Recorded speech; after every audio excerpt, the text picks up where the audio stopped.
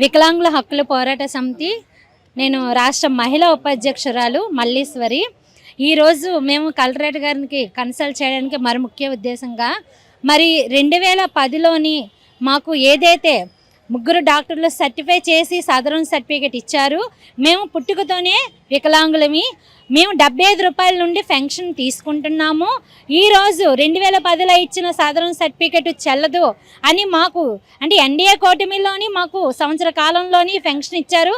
అంటే మాకు 6,000 నుండి 6,000, 10,000, 15,000 ఇలా డిసేజుల వారిగా ఎన్డీఏ కూటమిలోని మాకు పెన్షన్ ఇచ్చారు.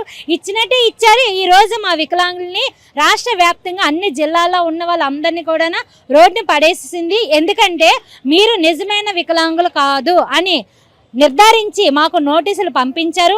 అలాగే ప్రతి నెల ఏదైతే డిసేజుల వారుగా పెన్షన్ ఇచ్చారో ఆ పెన్షన్ మీకు అర్హులు కాదనేసి మాకు పెన్షన్లు కూడా తగ్గించేశారు.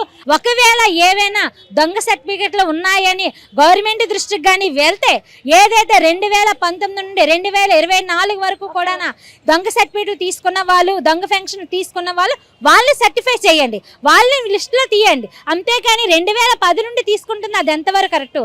కానీ మాకు ఏదైతే పెన్షన్లు తొలగించారో, ఏదైతే పర్సంటేజ్లు తీసివేశారో తిరిగి వచ్చే వరకు కూడా ప్రతి వారం కూడా మేము కలెక్టరేట్ని మేము సందర్శిస్తూనే ఉంటాము.